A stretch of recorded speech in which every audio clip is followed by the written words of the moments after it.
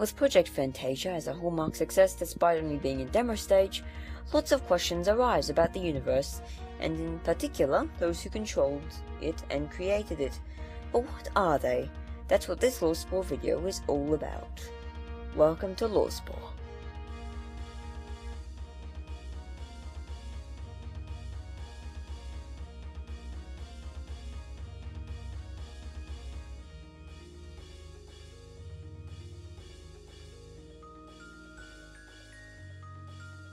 To first understand the twins, we have to understand what they created.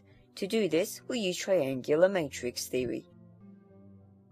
Think of the universe as a big contained circle in the center of a dimension. A dimension houses 3 afterlives that are placed elegantly around this circle. Separating them and lambasting the edges is a layer of impermeable nightmare that some call the mammox. The mammox forms a triangular border around our dimension. Beyond this mammox lies other dimensions.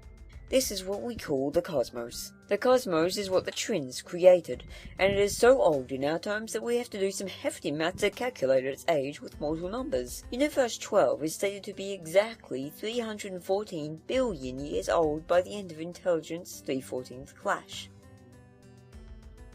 It then exists another 21 years to the present of Fantasia. Typically, universes collapse into their blue sun, creating a blue hole that then implodes in a phenomenon known by mortals as the Big Bang. The gods and some immortals call it origination. So what broke the cycle? Well, the 314th Clash, and specifically the reformed demigoddess Blue. Now the goddess Sacred Blue, who used her powers to shatter the mammox on a cosmic scale. So, if the mammox was destroyed, why can we still see it when we see far off into the cosmos? Well, that's a matter of time. Light travels very fast, but in a cosmos of such scale, the mammox still appears to exist for the rest of the visible cosmos due to how light speed works, and it will be several centuries before their light glows brightly then disappears. From their perspective, their mammox has been shattered, but ours hasn't. The entire mammox was all shattered in a matter of seconds, but the light from such an event hasn't caught up. Ironically, it was this move that set the whole universe free that also trapped it in an even more sinister predicament. It was what alerted the twins to check on their simulation. Yes, our known universe is all an impressive simulation created by twin sisters. They created Project Yowie as a means to carry out power fantasies that in their reality they couldn't without incurring consequences. To make the experience more exciting, they procedurally generated the universe which kept growing, until it reset.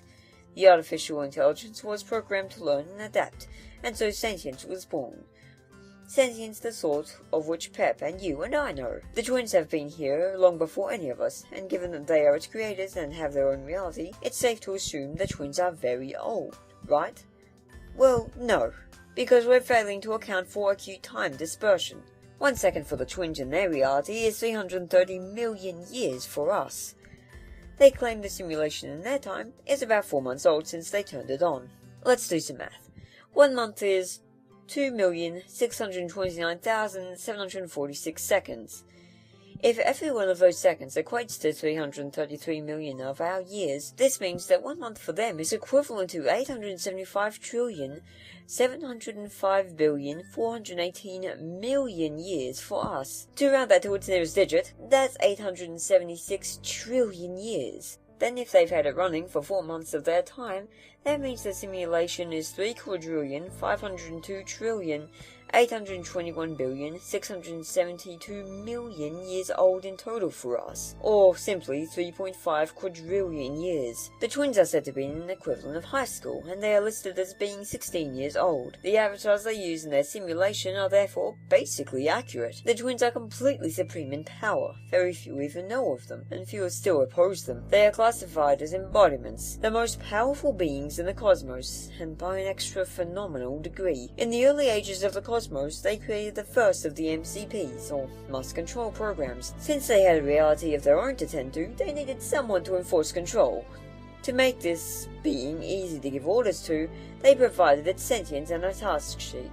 However, this MCP, known as Zeta-N, was charmed by the curious and devious nature of mortals.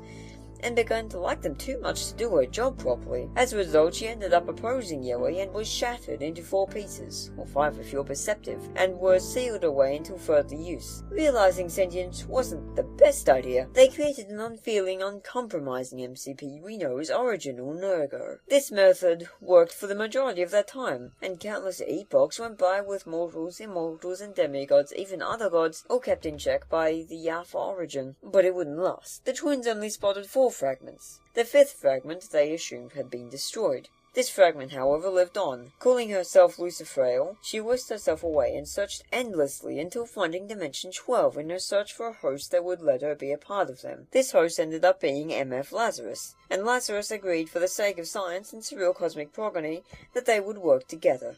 At this point, shortly after constructing the Sovereign for the Galaxian Empire, Lazarus and everything he held here vanished. His research, even his lab, was nowhere to be found. However, he hadn't vanished, only moved. He had begun his search for the 4th wall. Lucifrael knew it existed, and Lazarus trusted her. Before too long, they found it and began manipulating it in closed doors experiments to conduct research. Eventually, shortly after the exodus of humanity, Lazarus built a lab on Earth, accessible via an abandoned house in an Australian country town known as Malangani. From here, he created several 4th-dimensional marvels, including the first pyramid, a few portals, and some other tech. He also began devising ways to create unlikely allies, and so made a race of humanoid monkeys known most commonly as half-breeds. He then threw the 16 of them into a portal. This portal led to Dimension 4. The half-breeds from Dimension 4 were then the ones to catalyze the 314th clash and find ways to manipulate the 4th wall as Lazarus did. Meanwhile, Lazarus kept working away.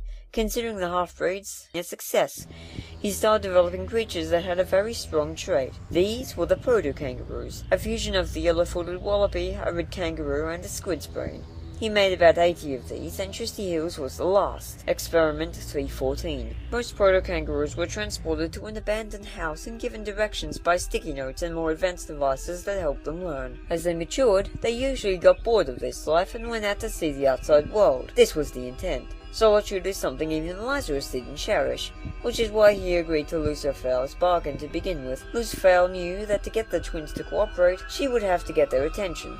The Corporation of 16, along with several faithful followers, unwittingly helped Lazarus catch their eye, with Sacrablue's bold act sealing the deal. Now, Phase 2 of her plan could begin. Shortly after the clash, Wee Hellrider, one of the twins, found the scientist who had orchestrated such an event from behind the scenes, and while she could have easily erased him then and there, she saw a bigger picture, and agreed to cut him a deal. She would let his mind mate reunite with her sisters if the scientist could give her and her twin sister evidence the cosmos is worth keeping around in its current imperfect state. This was when the Vanus Prophecy was drafted, and 3 girls were created to wear the sealed away fragments of the primordial clash. These girls, known as Lumifuzz, Coco Spiral, and Lilac Grave, were given a comfortable life, and while their mother was taken away before they could know her due to removing a denui within them, they got an ideal cut of life regardless. Having the denui removed was all part of Wee's plan. For them to excel, they'd need to be free of the constraints which behooved most mortals, immortals, and even demigods.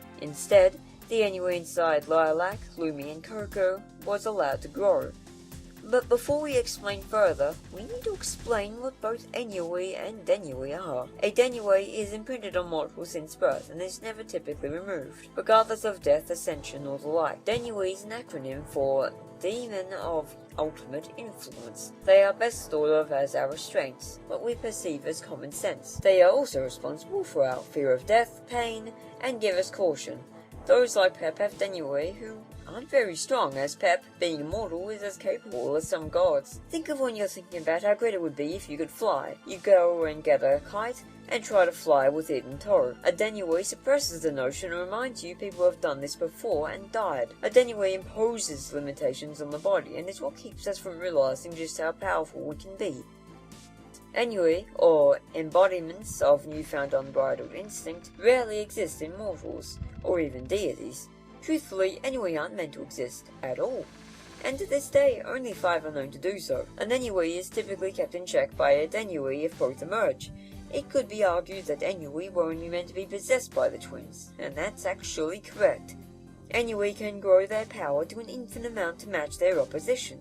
they don't when a Denui is in the same body with them, because Denui can and will destroy Denui if detected, as Denui are seen as systemic glitches. Lazarus, Sacred Blue, and the three girls possess an Denui.